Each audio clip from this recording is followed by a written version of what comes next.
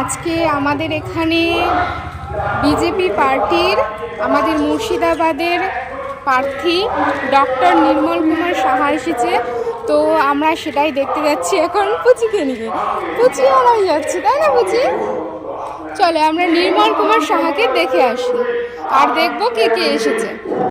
সাধারণত এইসব কোনো পার্টি টার্টির কোনো কেউ আসলে আমি যাই না, তবে আজকে যেহেতু বাড়ির সামনে আর সকালবেলায় শুনছিলাম যে কোনো এক অভিনেতা আসবে, তো ওখানে গিয়ে দেখি অভিনেতা তো আছেই, তার সাথে রয়েছে আমাদের কলেজের প্রফেসর, আমাদের পার্থ স্যার। মানে দেখে তো আমি খুব আনন্দ হয়ে গেছি, কারণ এদিকে অনেক বছর আমাদের স্যারের সাথে দেখা হয়নি। আর কলেজে গিয়েছিলাম তখন স্যার ছিল না, অন্য সবার সাথে দেখা হয়েছিল, কিন্তু স্যার যেহেতু ছিল না, আর আজকে হুট করে স্যারকে দেখতে পেয়ে আমি ভীষণ খুশি হয়ে গেছি। স্যার আমাকে তারপরে ডাকলো, ডেকে কথাবার্তা বললো। আর ওই দেখো বসে আছে অভিনেতা কৌশিক রায়, যিনি এখন খুব সম্ভবত রাধা সিরিয়াল করছে জি বাংলায়, অত বলতেও পারবো না। তো এবার উনি উঠছে মঞ্চে, তো তোমরা শোনো উনি কি কথা বলছে। আর বলেই দিলাম যে আমি কোনো কিন্তু পার্টির বিপক্ষে বা পক্ষে কোনোটাই নাই। সবাইকে নমস্কার, বড়দের প্রণাম, ছোটদের ভালোবাসা, সমবয়স্ক সমমনস্কদের অন্তরের অন্তঃস্থল দূর নিয়ে এসেছেন তাদেরকে প্রণাম জানাই, কুর্নিশ জানাই এবং বলতে চাই যে আপনাদের জন্যই। কিন্তু তাছাড়াও আমি বহরমপুরবাসী, বহরমপুরের ছেলে। যেরকম প্রত্যেকটা মানুষ তার জীবিকা বাদ দিয়ে তার রাজনৈতিক অভিমত প্রকাশ করার স্বাধীনতা পায়, আমাদের সংবিধান দেয়, আমারও সেই স্বাধীনতা আছে। আমাদের স্বাধীনতা আছে যে আমরা কার পক্ষে কথা বলবো, কি বলবো, মানুষকে ভুল পথে চালাবো কিনা।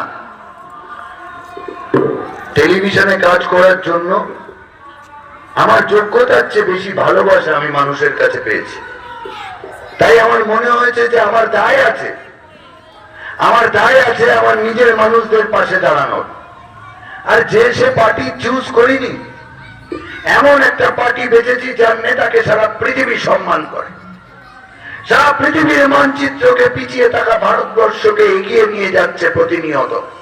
সেরকম একজন নেতার নেতৃত্বে ভারতীয় জনতা পার্টি যে নতুন ভারতবর্ষ গড়ার যে লক্ষ্যে নেমেছে, সেই লক্ষ্যে আমার মতো হাজার হাজার লক্ষ লক্ষ নবাগত যুবরা পথে নেমেছে। এই জেলায় আমি যুব মোর্চার প্রতিনিধি, আমাকে সম্মান দিয়েছে পার্টি। আমার মতো অনেককে যারা বিভিন্ন সমাজের বিভিন্ন প্রান্ত থেকে, বিভিন্ন প্ল্যাটফর্ম থেকে এসছে, তাদের প্রত্যেককে বিজেপি সম্মান দিয়েছে। কেন আমরা বিজেপির জন্য কথা বলবো? সপ্তর্ষিদা বলার সময় বলছিলেন, অলোক বাবু বলার সময় বললেন, দেখুন আমি যুব মোর্চার প্রতিনিধি হিসেবে রাজনৈতিক ভাবে বড় বড় কথা বলতে আসেনি। আমাদের মুখে রাজনৈতিক বড় বড় কথা মানায় না।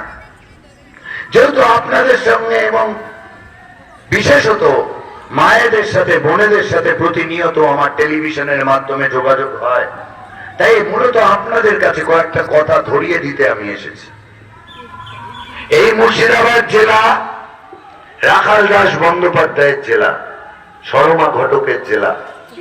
এখন এই মুর্শিদাবাদ জেলা সারা ভারতবর্ষে গরু পাচারের জেলা হিসেবে পরিচিত। সপ্তর্ষিদা বলার সময় বলছিল 34 বছর সিপি অস্ত্র হাতে ধরতে জানি, তোমার ভয় নেই মা, আমরা প্রতিবাদ করতে জানি।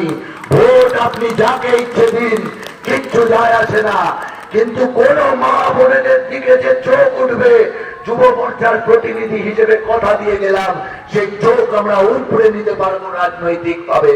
এই কথা আপনাদের বলতে এসছি, এই অভয় দিতে এসছি। সন্দেশখালী হতে দেবো না এই জেলাকে, সন্দেশখালী হতে দেবো না বহরমপুরকে।